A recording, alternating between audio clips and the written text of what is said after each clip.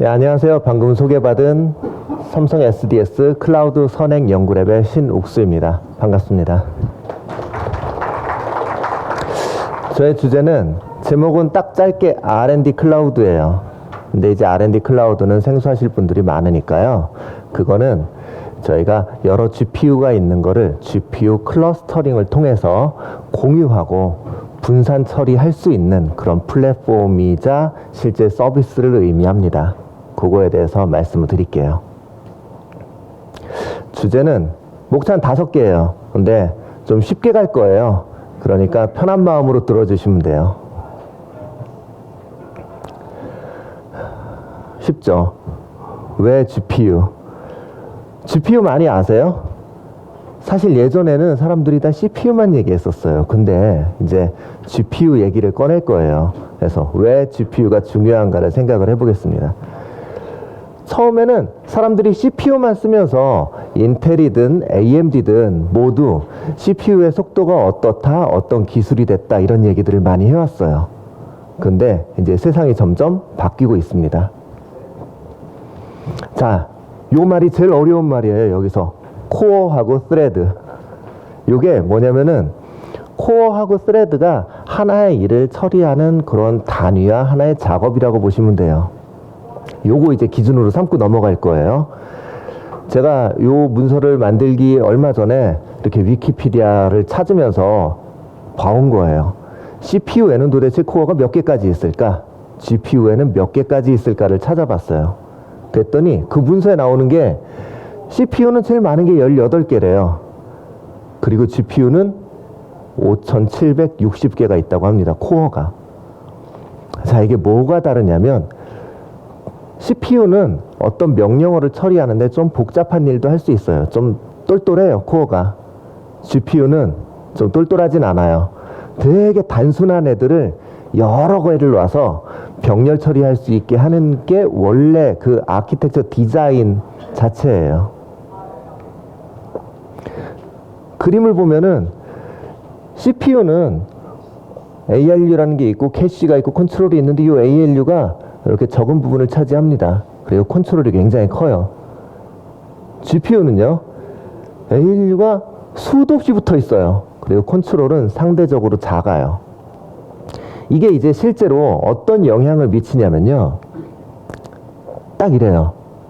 CPU는 얘가 책상도 있고 좀 똘똘한 애예요. 그래서 어떤 복잡한 일을 던져줘도 자기가 순차적으로 알아서 처리를 합니다. 펜도 있고요, 종이도 있고요, 책상도 있고 다 있어요. GPU는 딱 요 공구 하나만 있습니다. 하지만 얘는 자기한테 주어진 작은 일은 굉장히 빨리 잘해요. 그래서 집적도는 GPU가 훨씬 높아요. 그러니까 이제 우리가 CPU가 좀 오래 걸리고 복잡한 일을 하는 거를 GPU는 병렬 처리와 단순 작업을 많이 할 수 있겠구나, 이렇게 생각을 하시면 될 것 같아요. 자, 이제 제가 요 메모리 속도, 메모리 통신 속도 숫자 계산 이 표를 가져왔는데요. 이 숫자들은 사실 큰 의미가 없어요. 이 바만 보시면 돼요. 여기 파란색이 GPU고요. 나머지가 CPU인데 CPU도 발전을 굉장히 하고 있습니다. 2008년에는 바닥에서 보이지도 않던 게 2018년에는 엄청나게 올라왔어요. 하지만 옆에 GPU를 놓는 순간 CPU는 보이지도 않아요. 근데 이거는 복잡한 일 처리를 말하는 게 아니에요. 단순 숫자 계산이에요. 자, 우리가 그러면은 여태까지 CPU가 많은 일을 하고 있었는데 GPU가 단순 계산이 빠르다고 했잖아요. 그러면은 CPU가 하는 일을 GPU한테 넘겨주기 시작하는 순간부터 우리는 계산을 엄청나게 빨리 할 수 있다는 생각을 할 수가 있는 거예요. 그래서 그거를 사람들이 했죠. 해서 나온 게 GPGPU라는 기술이에요. 그러니까 원래 GPU는 그래픽스 프로세싱 유닛이에요. 그래픽을 처리하기 위해 나왔어요. 근데 그거를 숫자 계산이 워낙에 빠르고 병렬 처리 가능하니까 제너럴 퍼포스로 한번 써보자고 하는 게 GPGPU예요. 우리 일상생활에서 굉장히 많이 쓰고 있습니다, 이미. 비트코인 때문에 아, 요즘 비트코인 다시 좀 오르는 것 같더라고요. 근데 한동안 막 사람들 마음고생 엄청 했었죠. 비트코인 채굴할 때 제일 중요한 게 GPU예요. 비트코인 때문에 GPU 가격이 올랐다고 해도 과언이 아니에요. 그리고 AI. 머신러닝 하는 사람들은 다 너도나도 GPU 사달라고 아우성입니다. 조금 그냥 뭐 있는 컴퓨터 좋은 거 가지고 써. 그럼 일 못한다고 해요. 그리고 가장 기본적으로 옛날부터 써왔던 게임이에요. 게임할 때 GPU가 좋아야지 화면이 매끄럽고 보이지 않던 적들도 보이고 이러거든요. 자, 제가 GPU에 대한 게 진짜 뭐 설명만 들어서는 알기 힘들어가지고 동영상을 하나 가져왔어요. 이거 2009년도예요. 벌써 10년 된 엔비디아에서 발표한 동영상이에요. 한번 잠깐만 보시죠. 이게 CPU와 GPU에 대한 차이를 한번 명확히 얘기를 해줄 만한 동영상이에요. 아까 제가 그냥 말로만 설명을 드렸던 게 어떤지 한번 보일 겁니다.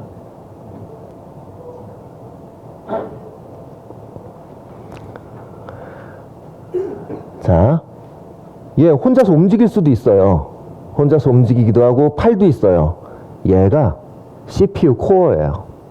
이제 그렇게 가상을 하는 거예요. 그러면은 CPU 코어가 어떤 일을 할 수 있냐면요. 물감을 뿌려요. 그리고 자기가 각도도 바꿔요. 그러니까 스스로 혼자 생각도 하고 컨트롤도 하면서 그림을 그리는 거예요. 굉장히 똑똑하죠. 그 다음에 이제 아유, 저건 엄청 크네요. 저희 GPU예요. 요 그림에서 GPU에서 특징을 볼 수가 있어요. 자, 저 왼쪽 앞에를 보세요. 왼쪽 앞에 보면은 뭐가 다닥다닥다닥 병렬적으로 붙어 있죠. 아까 그 코어가 굉장히 많다는 게 딱 저 그림 모양이에요. 이제 실사로 보신 거예요, GPU를. 그러면은 GPU로 일을 하면은 어떻게 되는지 아까 CPU랑 한번 비교를 해볼게요. CPU 혼자서 똘똘하게 그림을 그렸죠. 물감 하나하나 쏴가면서 어떻게 될 것 같으세요? 예상 가능한가요? 3, 2, 1 Fire. 딱 저거예요. GPU는 지는 물감 하나 쏘는 것밖에 못해요. 근데 저 그림을 한 방에 그리고 다양한 색상으로 그려내는 능력을 가진 거예요. 물론 그 뒤에는 컨트롤을 사람들이 잘 해준 거예요. 요게 이제 사실은 CPU, GPU는 딱 그거 하나만 기억을 하시면 돼요. 아, CPU는 혼자 똘똘하구나. GPU는 혼자서는 하는 일이 별로 없는데 여럿이 모여서 굉장한 퍼포먼스를 발휘하는구나. 그럼 이제 이 GPU를 우리가 쓸 때 아무 문제가 없을까요? 사실은 큰 문제들이 많이 있습니다. 그 문제 중에 한 두 가지만 말씀을 드릴게요. 자, 사람들이 이제 GPU를 쓰는데요. 점점 그 GPU에서 사용하는 알고리즘이 복잡해져요. 이미지넷이라는 사이트가 있습니다. 이미지넷이라는 사이트는 전 세계에서 사진을 수집을 해서 그 사진이 뭔지 이름을 달아놨어요. 수천만 장의 사진을 가지고 있어요. 고양이 사진도 있고요. 강아지 사진도 있어요. 거기서 대회를 열어요. Large Scale Visual Recognition Challenge. 아, 이름도 되게 길어요. 근데 하는 일은 간단합니다. 여기 고양이 있잖아요. 이 사진을 딱 주면은 얘가 고양이 찾아주는 게임이에요. 찾아주는 대회예요. 그 대회를 매년 열어왔어요. 근데 그 사이에는 이제 알고리즘이 들어가죠. 그래서 사람들이 그 대회를 어떻게 진행했는지 찾아보면은 요건 숫자가 좀 작으니까 제가 읽어드릴게요. 요 파란 선이, 초록색 선이 뭐냐면요. 틀린 비율이에요. 얼마나 틀렸는가. 2010년에 28.2%를 틀렸어요. 그러니까 100장의 그림을 주면은 71장, 71장은 맞추고요. 나머지 28장은 잘못 대답한 거나 뭔 그림인지 모르는 거예요.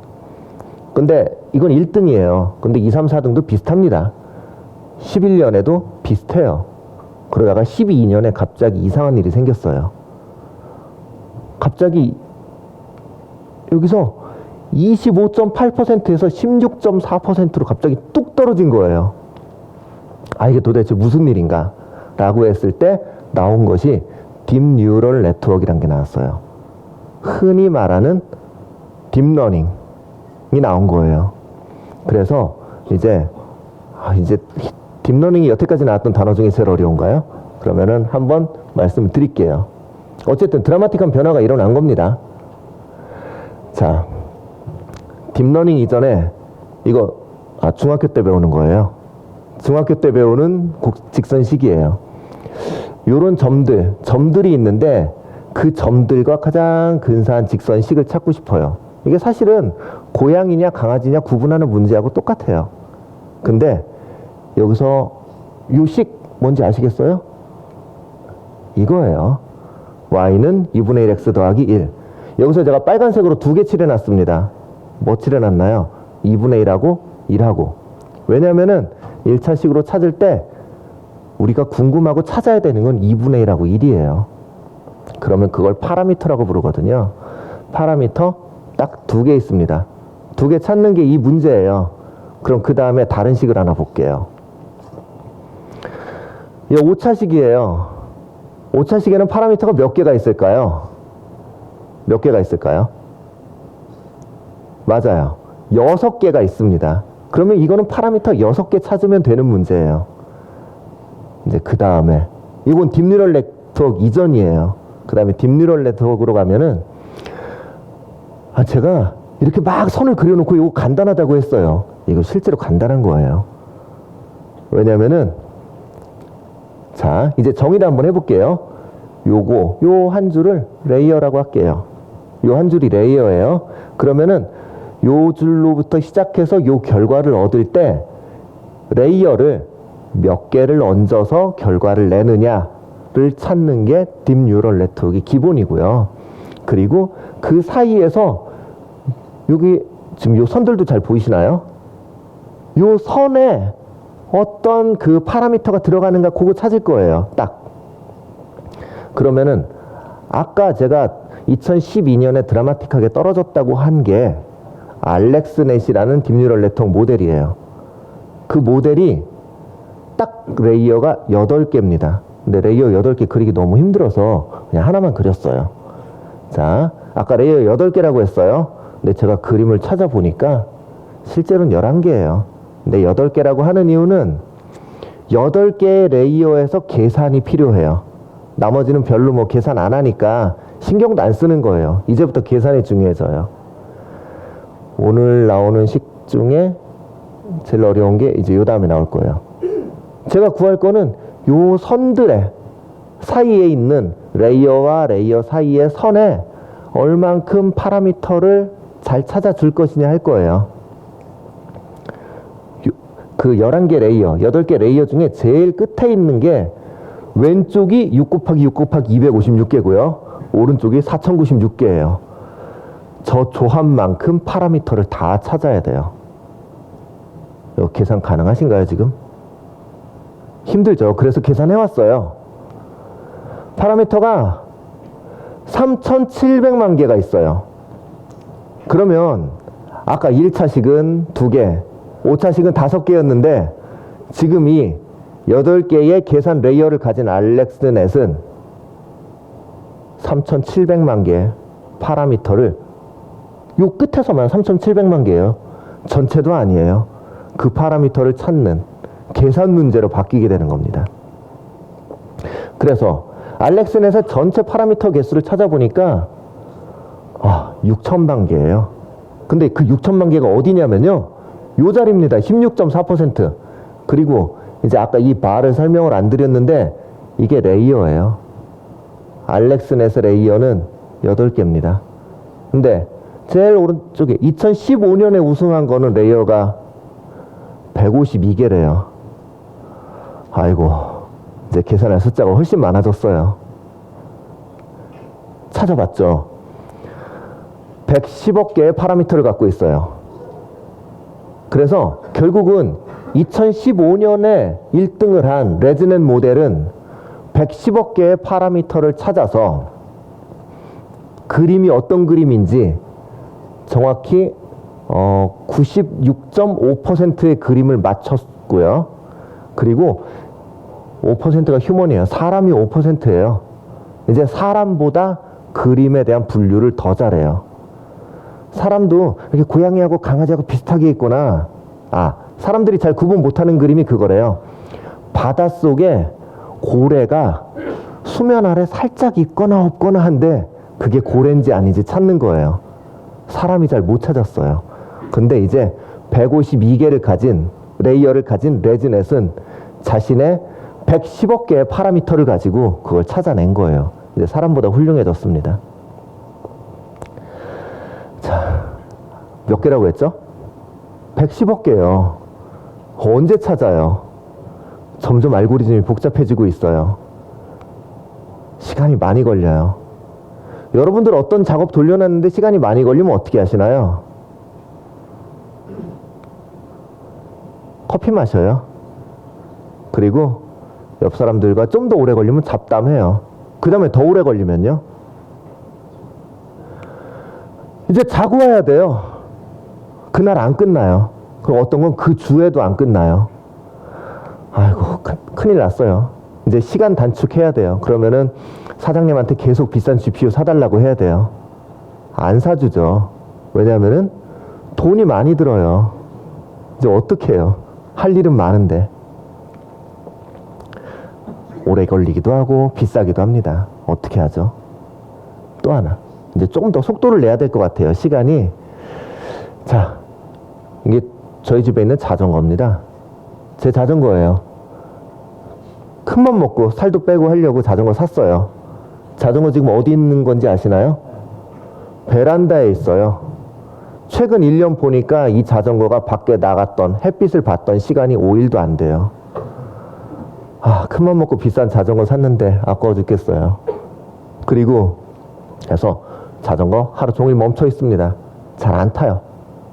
그리고 보관도 힘들어요. 저 아내한테 매일 혼나요. 언제, 왜 지금 베란다에 이걸 놔가지고 귀찮게 하냐고. 그리고 여럿이 동시에 타려면은 여러 대를 사야 돼요. 저는 집에 자전거가 집 문 앞에 4대가 더 있어요. 예, 많이 사야 돼요. 근데 사기는 아깝고 보관도 너무너무 힘든데 어떡하죠? 근데 해결책이 있어요. 다른 사람이 안 탈 때 내가 타는 거를 하면 되겠다라는 게 해결책이에요. 딱 근데 그게 되게 어려운 개념이 아니고 우리한테 없는 개념이 아니에요. 지금 서울에 오셨으니까 아마 대부분 서울 분이실 것 같아요. 아니면 가까운 데거나. 그러면 오다가 다 보셨을 것 같아요. 따릉이. 길가에 저렇게 서 있어요. 서 있고 나는 내가 탈 때만 돈 내고 그러고 마음 편하게 탑니다. 내가 10명이 같이 가도 10명이 자전거 10대 빌려서 같이 가면 돼요. 병렬처리예요. 따릉이 굉장히 훌륭한 애예요. 근데 따릉이는 있는데 이게 우리 GPU에도 그런 게 있었으면 좋겠어요. 그래서 그 GPU에 대해서도 한번 말씀을 드릴 겁니다. 그래서 이제 주제가 나왔어요. AI용 R&D 클라우드. 이게 뭐냐면은 AI를 좀 더 GPU를 생산성 있고 효율성 있게 사용하기 위한 그런 플랫폼이자 서비스입니다. R&D용 AI 플랫폼에서 뭐가 필요할까? 아이고, 벌써 말씀드렸네요. 효율성, 사용할 때만 썼으면 좋겠어요. 생산성, 여러 개 동시에 사용했으면 좋겠어요. 딱 정확히 따릉이에요. 그래서 GPU 리소스를 효율적으로 사용, 여러 가지 장비를 좀 합쳐서 뭉쳐서 그 병렬 처리할 수 있는 그런 것도 필요하고요. 아마 요 다음 사진일 것 같은데 어떤 분들은 깜짝 놀라실 수도 있어요. 아니네요. 자, 근데 사실은 이 내용은 뜯어보면 놀랄 내용이에요. 저희가 GPU 여러 개를 분산 처리해서 생산성을 향상하는 그런 일들을 저희가 만들어 놨어요. 좀 더 자세히 설명드릴게요. 이건 요약장표라서. 자, 멀티노드에 걸친 분산 학습을 합니다. GPU가 여러 개 있는데 그 여러 개를 난 동시에 써서요. 그리고 딥러닝 학습할 때 어떻게 해요? 실시간으로 점유하고 자동 반환하고. 여기 다 나온 거예요. 따릉이 필요할 때 쓰고 반환하고. 그리고 멀티노드 분산학습, 요거는 뭐죠? 여러 대 동시에 쓰는 거. 그래서 저희는 그 GPU들을 여러 개 가진 노드를 쿠버네티스라는 기술로 묶었어요.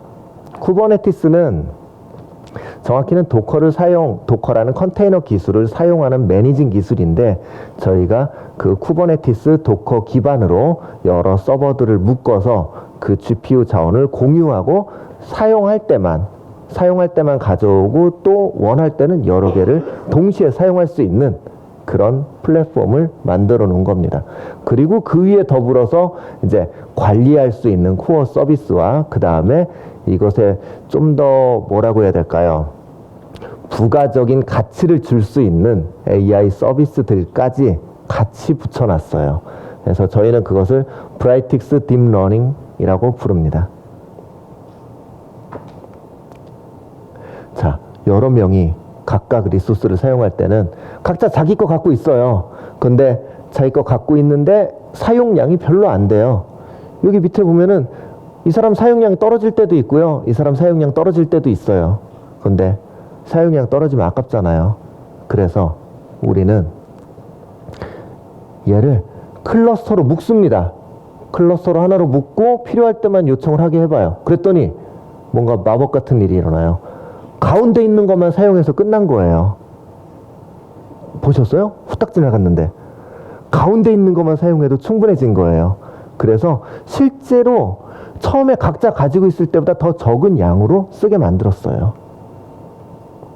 그래프로 그려보니까요, 사용률은 올라가고 실제로 투자 비용은 내려가는 효과를 가져오게 된 겁니다. 또한 혼자 쓸 때는 기껏해야 지금 GPU 4장 가지고 쓰는데, 오른쪽에 멀티노드로 묶어서 16개를 쓰게 했더니 생산성이 16개가 아니네요. 12개네요. 3배 향상되는 거예요. 완전히 리니어하진 않아요. 근데 3배 가량 향상되는 그런 기능이 있습니다. 근데 이제 분산 처리를 하려면은 어려워요. 원래 멀티노드 분산 처리를 하려고 하면은 두 팀이 붙여야 됩니다. 하나는 데브옵스 팀, 이 사람들은 시스템을 관리하는 사람들이고 시스템에 대한 매니징을 하고 책임을 져줘요. 그리고 그 분석 전문가가 모델을 만들어요. 두 팀이 쌍으로 일을 해야 돼요. 근데 매번 두 팀이 쌍으로 일하기 힘들잖아요. 그래서 여기 앞에 지금 여기 색깔이 좀 구분이 되시나요? 데브옵스 팀이 하는 일이 클러스터 프로비저닝하고 분산학습 준비를 하는 팀이에요. 근데 그거를 줄여놨어요. 분산 처리를 함에 있어서 내가 클러스터를 어떻게 쓸지에 대한 거는 다 맡기고, 단순한 API에 나 4개 노드 쓸 거야, 정확히는 4개 GPU를 쓸 거야 라고만 하면은 그 밑단에서 브라이틱스 딥러닝 플랫폼이 모든 작업은 알아서 처리를 해줍니다. 좀 더 빨리 해야 되겠는데요. 유스 케이스를 보여드릴게요. SDS 연구소에서도 아까처럼 각자 사람들이 GPU 머신을 갖고 있었어요. 다 옆에. 열도 많이 나고요, 시끄럽기도 해요. 그리고 어떤 사람들은 놀고 있는데 어떤 사람들은 자원이 없어서 힘들다 해요. 그래서 그거를 묶어서 관리를 해보고자 했었고요. 아까 제가 예고했던 사진이 이 다음 사진이에요. 혹시 IDC에 계신 분들은 설마 저런 짓까지 라고 하면서 깜짝 놀랄 만한 게, 머신을 IDC에 집어넣고 렉에 넣고 다 세웠어요. 원래 사실은 IDC에는 이렇게 가로형 장비가 들어가 있는데 공간 효율성을 일단 저버리고라도 다 집어넣었어요. 그리고 클러스터로 묶었어요. 저기 넣는 건 필수는 아니에요. 하지만 우리 저거 한 방에 모아놓으니까 그 방의 온도가 에어컨을 아무리 풀로 틀어도 안 돼요. 그걸 감당할 수 있는 건 IDC밖에 없는 것 같아요. 자, 이제 여러분들 얘기예요. 이미 사용하고 계시는 장비가 앞으로 생기실 분도 있을 거고 이미 있는 분도 있을 거예요. 한번 그거를 클러스터로 묶어보세요. 아까 제가 말씀드렸어요. 코로케이션, 데이터 센터로 옮기는 거는 일단 옵션. 근데 R&D 클라우드로 묶어놓으면은 그때부터는 이제 생산성, 효율성이 향상되기 시작을 합니다. 점점 늘어나요. 늘어나는데 수요가 증가해요. 장비를 추가했어요. 아, 여기 사람이 하나 늘어나서 수요가 늘어났나 봐요. 그러면은 또 붙이면 되죠 뭐. 또 사서 붙여요.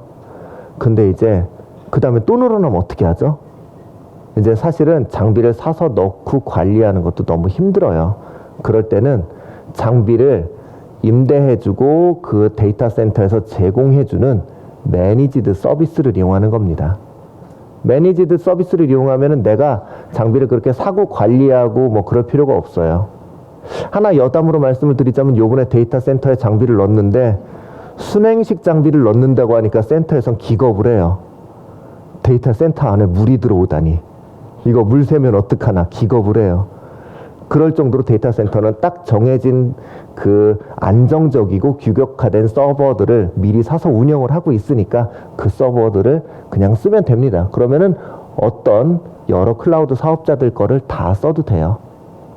근데 이왕이면 하나의 사업자를 계속 쓰는 게 좋아요. 왜냐면은 여러 사업자 거를 쓰면은 얘가 처리할 때 네트워크에 부하가 생겨서 느리거든요. 실제로 원지 네트워크로 묶었을 때는 분산의 효과가 발생하지 않습니다. 왜냐하면 서로 아까 115개 파라미터예요. 그거 서로 맞추고 전달하기도 참 힘들어요. 자, 이제 마지막 할게요. 마지막 딱 한 장입니다.